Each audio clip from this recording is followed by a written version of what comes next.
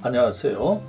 앞선 영상에 이어서 오늘도 진정성의 문제에 대해서 좀 더 말씀을 드려보겠습니다. 루소는 자신의 고유한 감정과 욕망에 충실한 삶을 사는 것이 안과 밖이 일치되는 진정성 있는 삶이라고 보았다는 것을 말씀을 드렸죠. 그런데 이러한 삶이 사회적 인정을 받기 위해서는 타인들의 시선과 의견, 사회적 통념과 편견을 고려해야 하고, 이렇게 하다 보면 자신의 고유한 감정과 욕망을 일정 부분 감추거나 보기 좋게 꾸며서 표현을 해야 하고, 이를 통해서 가식과 기만이 다시 끼어들게 될 것입니다. 이것이 루소적 진정성 추구가 안고 있는 딜레마라고 볼 수가 있습니다. 루소는 우리가 사회로부터 주입받은 감정과 욕망을 내려놓고 본래부터 지니고 있던 고유한 감정, 욕망에만 충실할 수 있다면 이러한 문제가 해결이 될 수 있다고 생각을 한 것 같습니다. 그러나 우리가 사회 속에서 살면서 사회적 감정, 욕망을 내려놓는다는 것이 어려울 뿐만 아니라, 우리가 설사 사회적 감정, 욕망을 다 내려놓는다고 해도 그 뒤에 과연 선량하고 인간적인 감정, 욕망만이 남아있을지는 의문의 여지가 있는 거죠. 오히려 우리가 원초적으로 가지고 있는 감정, 욕망은 순수하고 선량하며 아름답기만 한 것이기보다는 어둡고 칙칙하며 야만적이고 비인간적인 것으로 보는 학자들도 적지 않고, 그 중에 대표적인 학자 중에 한 사람이 아마도 프로이트일 것입니다. 그래서 오늘은 지금 문득 프로이트의 관점에서 진정성의 문제를 좀 생각을 해보려고 합니다. 그런데 프로이트에 대해서 말씀드리기 전에 프로이트에 대한 오해가 많이 쌓여 있기 때문에 이 점에 대해서 미리 한 말씀을 드려보겠습니다.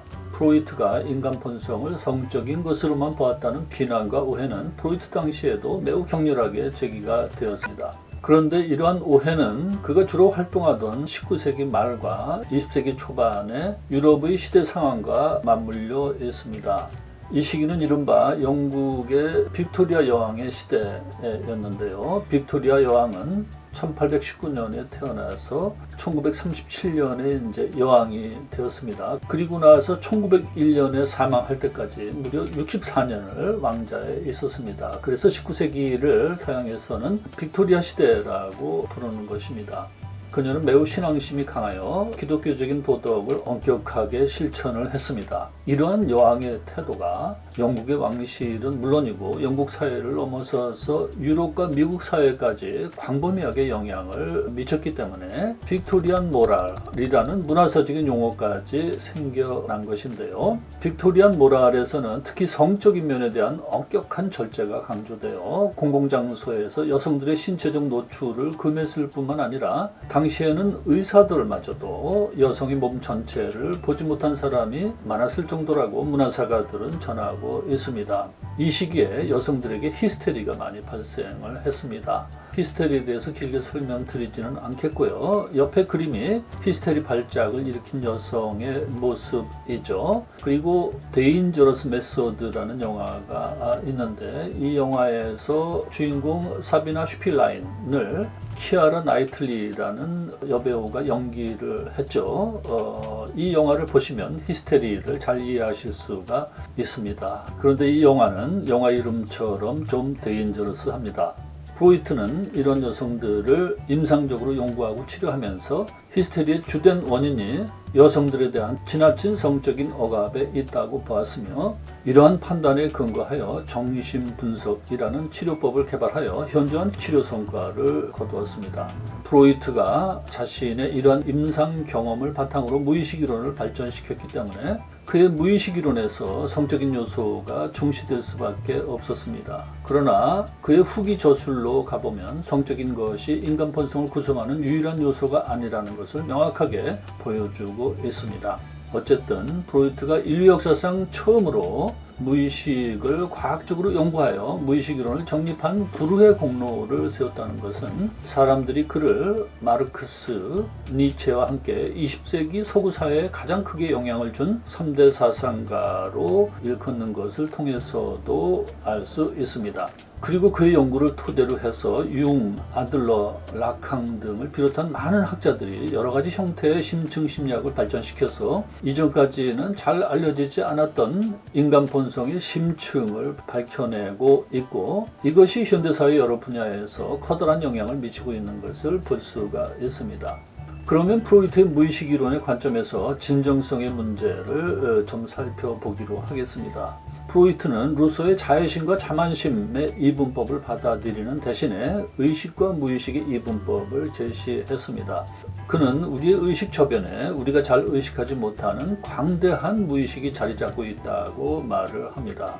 이를 빙산 모형으로 나타내는 것을 보신 일이 있으시죠? 옆의 그림에서 수면 위가 의식, 수면 아래가 무의식인 셈입니다. 그런데 프로이트는 인간의 의식이 본래부터 이렇게 나누어져 있었던 것이 아니고 사회가 이루어지고 문화가 발달을 하면서 비로소 의식과 무의식의 분리가 일어났다고 봅니다. 사회 속에서 생겨난 문화 현상인 풍속, 관습, 도덕, 종교 등이 인간의식의 어떤 부분들, 특히 원초적 욕구 충동들을 부정하고 비난하며 금지하고 징벌을 하면서 억압을 하기 시작했고, 그로 인해서 이러한 부분들은 의식의 저변 아래로 밀려 들어가게 되었다는 것이죠.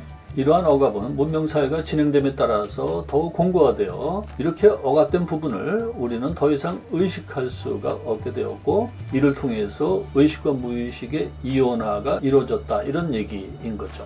그런데 어떤 욕구 충동들이 무의식으로 밀려 들어갔다고 해도 사라지는 것은 아니라는 것이죠. 그것은 마치 눌려있는 용수철처럼 다시 튀어나오려고 노력을 하고 있다금씩 불쑥불쑥 의식 위로 솟아나오기도 한다라는 것이죠. 이러한 프로이트의 구도에서 감정과 욕망은 무의식에서 올라오는 욕구 충동이 나타나는 모습으로 이해가 됩니다. 그런데 우리가 사회 속에서 살아가는 한 우리는 사회가 용인하는 욕구 충동만을 표출을 해야 하죠. 그러기 위해서 의식은, 그런데 이 의식을 이제 프로이트가 후기에 와서는 자아라고 많이 부르고 있다는 것을 말씀을 드리고요. 이 자아의식은 욕구 충동을 사회적으로 용인될 수 있는 형태로 승화시켜야 한다. 즉 매끄럽게 순화를 시켜야 한다고 프로이트는 말을 합니다. 그러나 모든 욕구 충동이 성공적으로 승화되기는 어려우며, 승화되지 못한 욕구 충동은 사회생활을 위해서 억압이 될 수밖에 없는 거죠. 그리고 어떤 욕구 충동이 승화가 되었다고 하더라도 겉모습만 바뀌는 것이지 속까지 완전히 바뀌기는 어렵다고 프로이트는 말을 합니다. 이처럼 문명인은 필연적으로 심리적 이중구조를 갖게 되며 이로 인해서 힘들어하고 고통스러워할 수밖에 없는 것입니다. 이러한 심리적 이중구조는 사람들의 삶에서 진정성을 빼앗아 가버리죠. 이러한 이중구조를 극복하기 위해서는 결국 무의식 자체를 의식에 합당한 방향으로 바꿀 수 있어야 합니다. 즉 영혼의 연금술이 필요한 거죠. 그런데 이러한 연금술이 가능할까요? 쉬운 일은 아니지만 불가능하지는 않다고 저는 생각을 합니다. 이러한 영혼의 연금술의 실마리를 프로이트에게서도 찾아볼 수 있습니다. 그래서 다음 영상에서는 이에 대해서 말씀을 드리도록 하겠습니다. 활기찬 한 주 되시기 바랍니다. 시청해 주셔서 감사합니다.